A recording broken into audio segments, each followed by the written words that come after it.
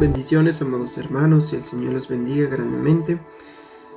Una vez más aquí presente para dar continuación al programa de la semana pasada, al programa pasado, donde estuvimos hablando sobre el término justicia en el Salmo 4, versículo 1. Y estuve mencionando que el término que en realidad aparece allí es el término rectitud. Pero no obstante, no quiere decir que justicia no esté ligado al término rectitud. Ambas van ligadas y van juntas de la mano. Hablar de justicia es hablar de rectitud. Y dejé una pregunta muy clara, una pregunta importante, que era: ¿qué es importante tener al momento de hacer justicia? Resumen rápido dado que vimos sobre la justicia restaurativa, la cual es la que aboga, defiende la causa del menesteroso, defiende a los afligidos, juzga con rectitud al pueblo de Dios. Citas que mencionamos, tuvimos Proverbios 31:8-9, Salmos 72:1-4, donde pudimos ver en contexto el término del verbo shafat, que es juzgar, y el verbo en sinónimo de juzgar, que es din. Estuvimos hablando sobre este tema, sobre la justicia restaurativa y también la justicia retributiva. Hoy vamos a ampliar un poco más sobre el término siguiente, el cual es rectitud. La pregunta era: ¿qué es importante tener al momento de hacer justicia? ¿Qué sería importante si yo quiero defender al menesteroso, al afligido, al oprimido, al cual se le está haciendo injusticia? Si quiero destacar entre los demás y hacer lo correcto, ¿cómo podría yo hacerlo? ¿Cómo podría definir la rectitud? ¿O qué sería la rectitud? Dado que al momento de hacer justicia, defender al huérfano y al débil, abogar por el afligido y menesteroso, hay que tener rectitud. Pero ¿cuál es esa palabra? ¿O qué quiere decir esa palabra? Tiene una gran profundidad que tal vez muchos de nosotros desconocemos. Como siempre, de costumbre, vamos al original. En el original, la palabra es tzedek, como antes mencionado. Esa palabra la podemos encontrar en Deuteronomio 16, del 18 al 20, lo que hay que tener para juzgar. Vayamos a Deuteronomio 16. Lo que era, digamos, como requisito, o lo que se ameritaba tener a la hora de juzgar, era rectitud. No era tener estatus social, no era tener poder económico, ni influencia, ni título universitario, ni de la mejor academia. No era tener una carta de aprobación de nuestros padres o de los ancianos de la aldea, del pueblo o de la ciudad. No. Lo más importante para tener era rectitud. Dice así: jueces y oficiales. Leo un versículo antes para el contexto. Jueces y oficiales pondrás en todas tus ciudades, que Yahweh tu Dios te dará en tus tribus, las cuales juzgarán al pueblo con justo juicio. Tzedek, justo juicio. Sería como tzedek mishpat. No tuerzas el derecho, no hagas acepción de personas, ni tomes soborno, porque el soborno ciega los ojos de los sabios y pervierte las palabras de los justos. La justicia seguirás. Cambiemos esa palabra por la que en realidad allí alude, es rectitud, la cual sería rectitud seguirás, o la rectitud seguirás, o lo que es correcto seguirás, para que vivas y heredes la tierra que Yahweh tu Dios te da. Vayamos a Proverbios 31, del 8 al 9. Proverbios 31, del 8 al 9.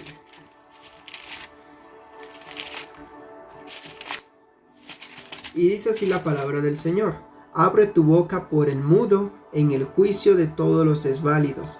Abre tu boca, juzga con rectitud, juzga rectamente y defiende la causa del pobre y del menesteroso.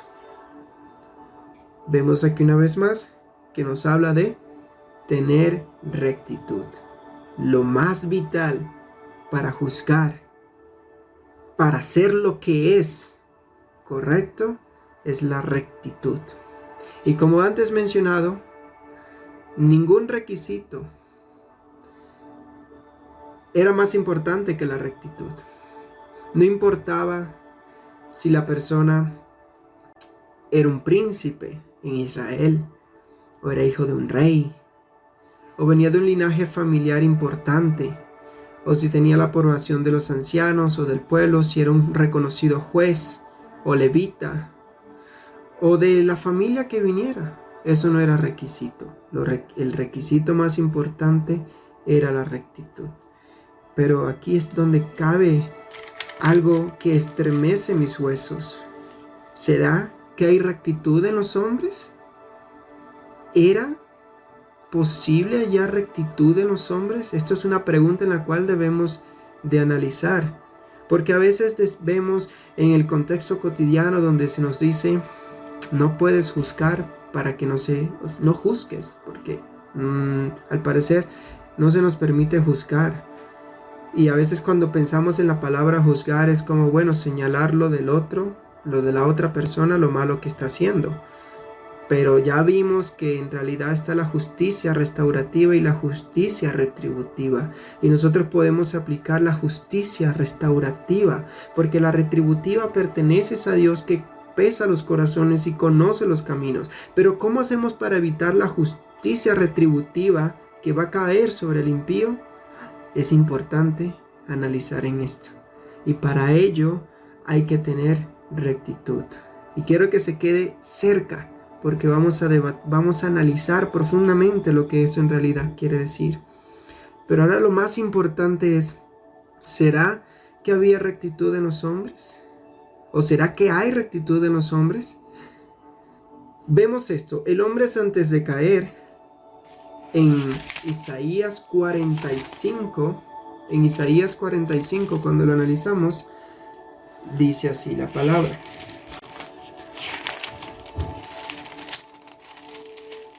Dice así: yo hice la tierra y creé sobre ella al hombre. Yo, mis manos, extendieron los cielos y a todo su ejército mandé. Yo le desperté en justicia y yo le desperté en justicia. Estamos hablando, el varón, el hombre y mujer fueron creados en rectitud antes de su caída. Fueron creados en la rectitud. Pero el Señor nos muestra acá que el hombre antes de caer estaba envuelto en una, como podríamos definirlo, en algo tan maravilloso, que el hombre era correcto. El linaje de Dios, lo creado por Dios era bueno, y bueno en gran manera. Y lo creado por Dios es bueno, y bueno en gran manera. No me malinterprete. Todo lo que Dios crea es bueno en gran manera, porque Dios es un Dios de vida.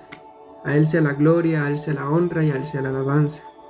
Lastimosamente, cuando el hombre peca, después de pecar, después de caer, está en esta condición. Y vamos a Romanos 3, del 9 al 12. La condición del hombre después de pecar.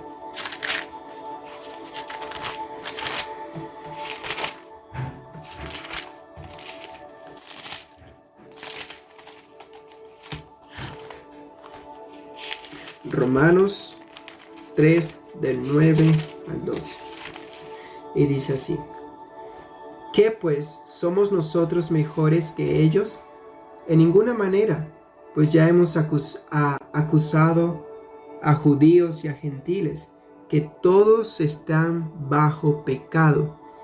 Como está escrito, no hay justo ni aun uno, no hay quien entienda, no hay quien busque a Dios, todos se desviaron, a una se hicieron inútiles, no hay quien haga lo bueno, no hay ni siquiera uno. No era algo solo de los gentiles, sino que era algo también del pueblo de Israel. El hombre antes de caer, en su forma primigenia, por así decirlo, tenía rectitud. Estaba lleno de esa gloria y de ese fulgor. Cuando el hombre peca y cae, pues ya no tenía la capacidad de hacer lo bueno. No tenía la capacidad de hacer lo correcto. Así que la pregunta que hay que destacar es esto: ¿cómo era posible juzgar con rectitud si al parecer en el hombre no había rectitud?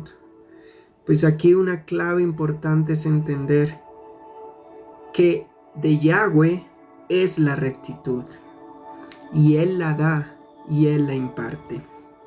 Y esto lo podemos ver de que de Él es la rectitud en el Salmo 89:14, y dice así: rectitud y juicio son el cimiento de tu trono, misericordia y verdad van delante de tu rostro. En Salmo 56 dice lo siguiente: los cielos declararán su rectitud porque Dios es el juez. Leamos Salmo 85, 10 al 13. La rectitud y la paz se besaron, la verdad brotará, de la tierra, y la justicia mirará de los cielos. Aquí el término justicia es y la rectitud. Yahweh dará también el bien, y nuestra tierra dará su fruto. La rectitud irá delante de él, y sus pasos nos pondrá por camino. Y sus pasos nos pondrá por camino. Guarda esa palabra allí, que la veremos más adelante. Entonces, bien, sin Dios no podemos ser justos ni caminar en rectitud.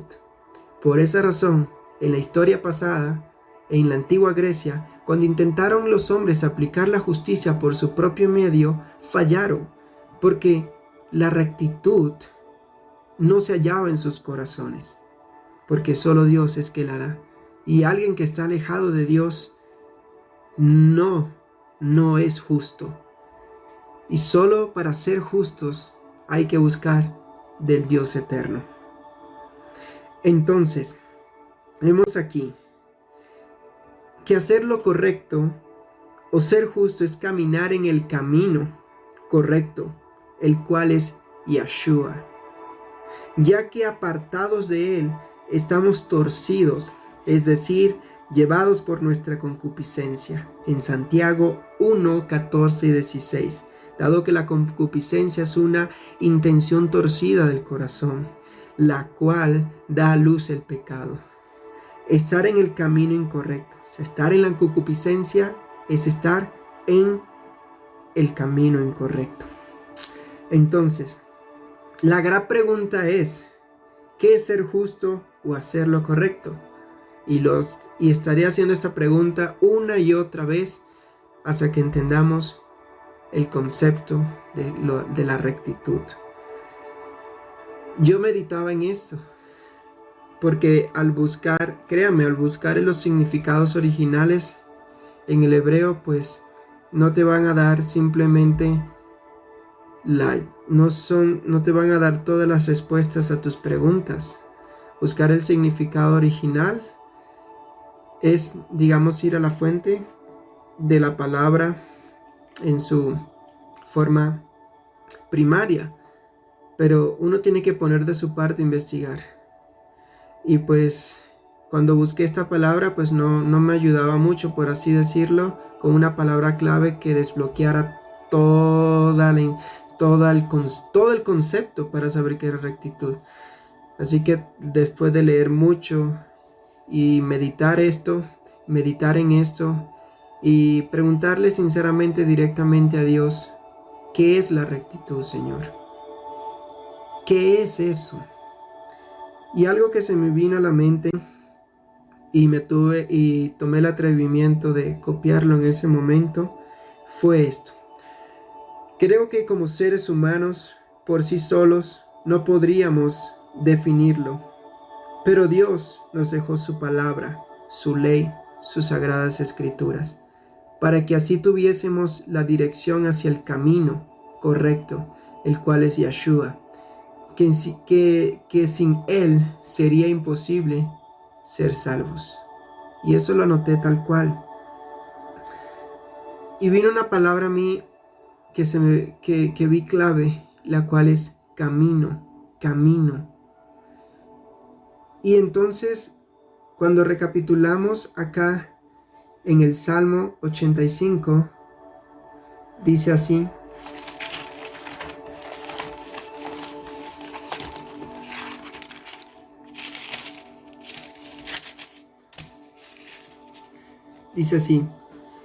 en el verso 13, la justicia, o sea, la rectitud, irá delante de él, y sus pasos nos pondrá por camino.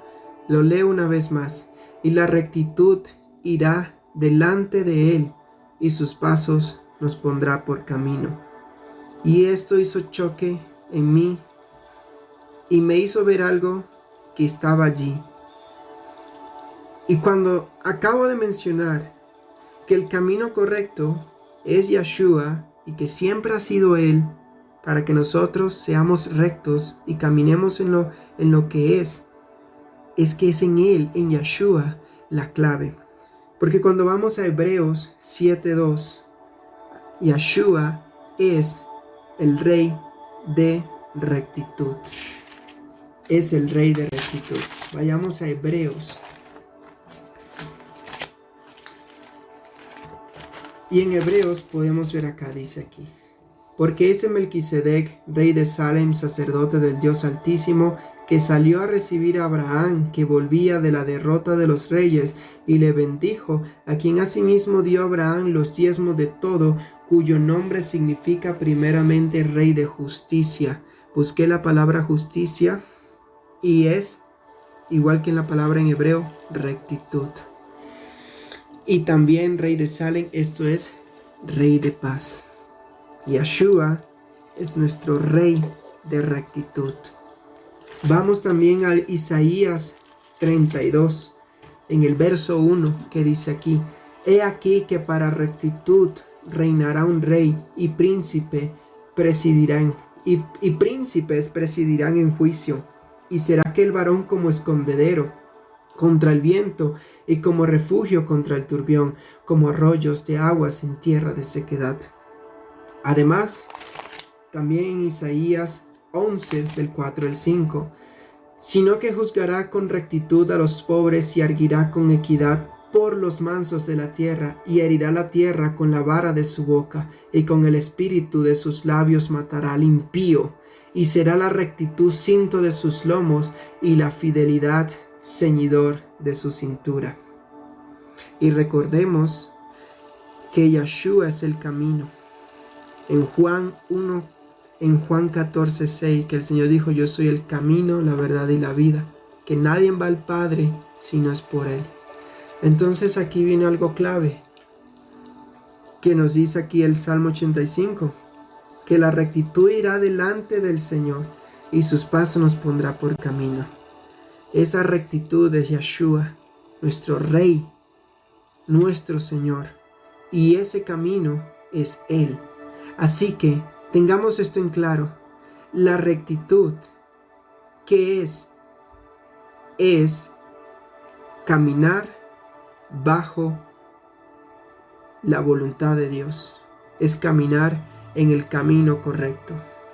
Todo lo que se aparte de ese camino y todo lo que salga de ese camino, que es el correcto, ya es algo torcido. Así que todo lo que no esté bajo el camino, que es Yeshua, es algo que está torcido. Y si está torcido, entonces está en lo incorrecto. Así que la rectitud es hacer todo aquello que está todo aquello que está ligado al camino del Señor. La rectitud es Yeshua. Por lo tanto, si nosotros nos alejamos de izquierda o derecha, si nos retrocedemos, nos estamos desviando del camino. Y si nos desviamos del camino, nuestro corazón se corrompe. Y si nuestro corazón se corrompe, ya no estamos en rectitud. Por lo tanto, era imperativo, tanto en la antigüedad, y es imperativo hoy en día, caminar bajo la senda de justicia, la senda de rectitud que es el Señor. Y lo vimos en el Salmo 23. Me confortará mi alma y me guiará por sendas de rectitud por amor de su nombre. El Señor siempre nos ha dicho que Él es ese camino por el cual debemos de caminar. Que tal vez el hombre perdió eso al pecar, pero el Señor vino a rescatar eso en su Hijo Yeshua, para salvarnos y redimirnos, para librarnos de la justicia que nos había condenado a la separación eterna del Señor, porque en la justicia perfecta del Señor ya estábamos condenados. Aceptar el Evangelio o no aceptarlo, si yo no acepto el Evangelio en mi vida, no me condena, porque ya he sido condenado. Pero si yo lo acepto, quita esa justicia retributiva que tal vez por ser impío y por llevar una vida desordenada, la perfecta justicia de Dios declara que soy culpable y me va a llevar a juicio y a condenación eterna. Pero ¿qué pasa si yo le acepto al Señor Yeshua? El Señor va a abogar por mí. El Señor me va a rescatar y me va a salvar. No por lo que yo haya hecho, no por lo que yo haya construido en esta vida, sino es por su amor y por su misericordia, que el Señor me va a rescatar, va a abogar por mi causa, por este menesteroso, y me va a salvar de la condenación eterna.